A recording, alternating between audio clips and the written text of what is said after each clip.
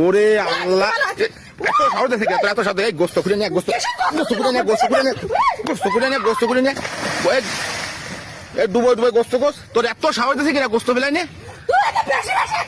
বেশি বেশিতে ওই করো এনে গোস্ত উঠবি, সব কটা গোস্ত উঠবি, যাওদি দুডু আসের গোস্ত সব ফেলাইতেছে। তোর এত সাহস আছে কিনা? এই তোরে যা মনে করছে না, আজকে কিন্তু বাড়ি উঠবি না। বাড়ি উঠলি কিন্তু তোর আজকে খবর আছে, তোর কিন্তু খবর। এই গোস্ত ডুবো ডুবো উঠো,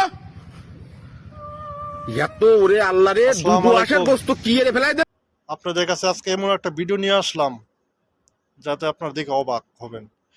এই সেই ভাইরাল পুত্রবধূ রান্না করা মাংস শাশুড়ি এক টুকরা খেয়েছে বলে সে রান্না করা মাংস পুকুরে ফেলে দিল।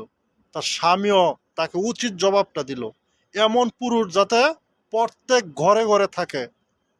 এরকম পুরুষ যদি থাকে তাহলে কোনো পুত্রবধূ তার শাশুড়িকে অত্যাচার করতে পারবে না। সে রান্না করা মাংস পুকুরে ফেলে দিছে কারণ তার স্বামী তাকে পুকুরে ফেলে দিয়ে বলতেছে তার রান্না করা মাংস সে উঠে নিয়ে আসতে, নাহলে তাকে রাখবে না। উচিত শিক্ষা দিচ্ছেন, সেলুট জানাই বড় ভাই।